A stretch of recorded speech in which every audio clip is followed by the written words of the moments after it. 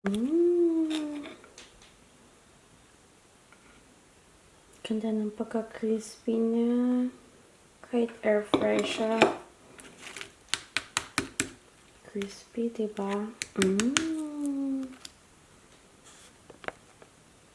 So now, let's do another experiment. Try nating mag-air fry ng pork strips.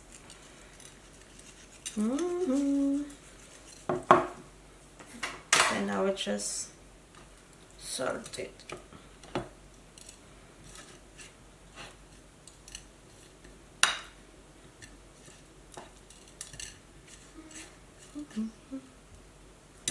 Oh shit.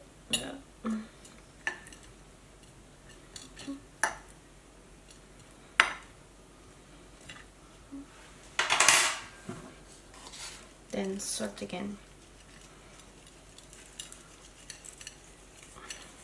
So now I'm going to pick up my air fryer, my Instant Pot, and then dahil oily, I'm sure oily itong pork, I will use baking paper.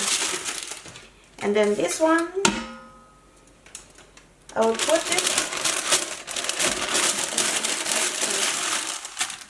Yes, and then I'll put some pork pieces here. Sana magkasya.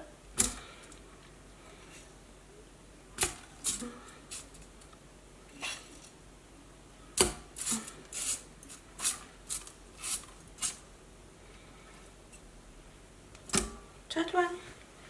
And dahil may extra pa tayong meat, I'm going to use this steamer thing. Put them, and I will put them here.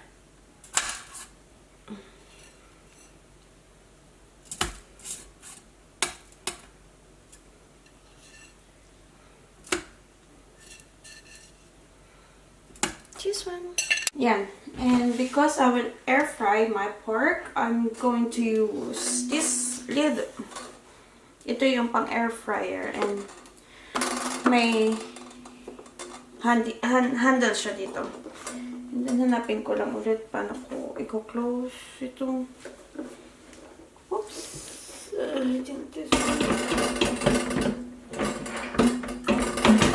Yes. I need to figure out kung tama ba to. And then I'll turn on.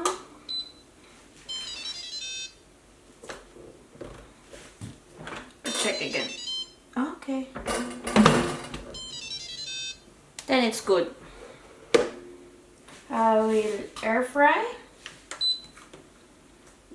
I will try this. There's yung kanilang standard time and temperature. Oops. And then let's start.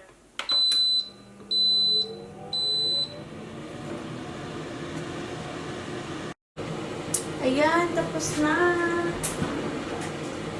I-check na natin. Gamit ulit ako ng gloves. I'm sure.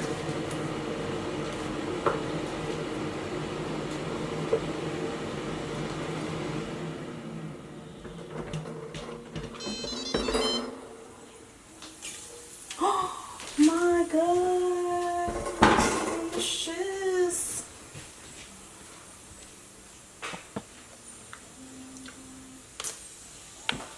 That one.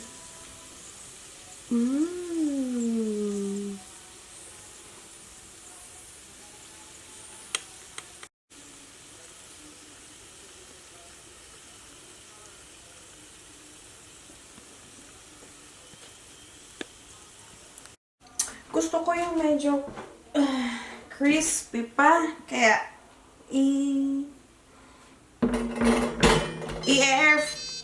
air fry ko pa siya ng konti.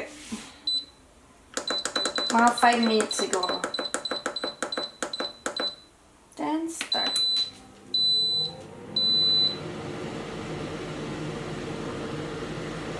Yan. Check na po natin itong final result.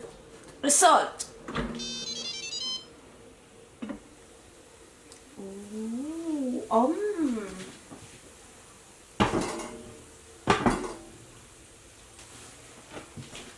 let's see.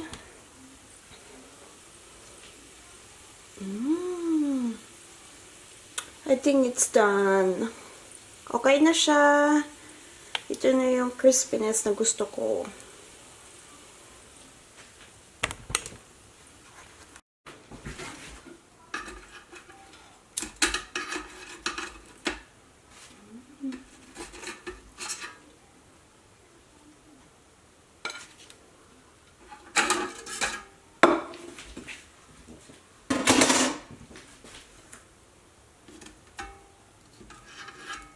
Oh, I think hindi pa ready yung sa ilalim. See? They need more time.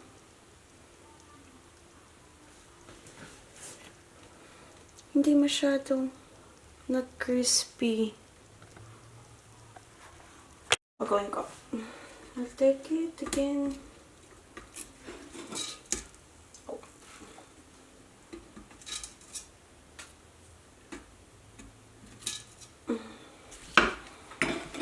I will use this one.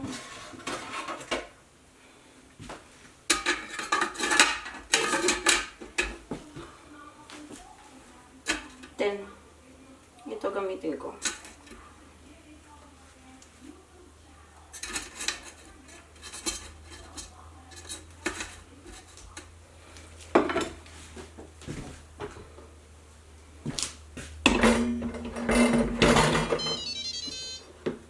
And then air fry.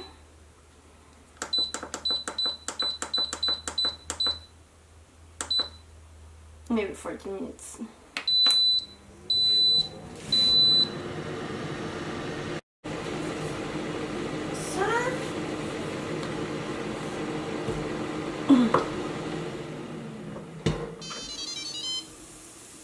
No.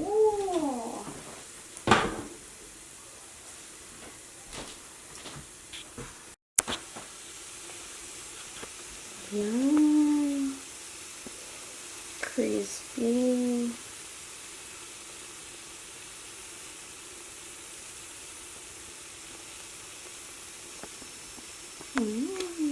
So, diba guys, ang smart. Oh. Malinis. Wala masyadong dumi.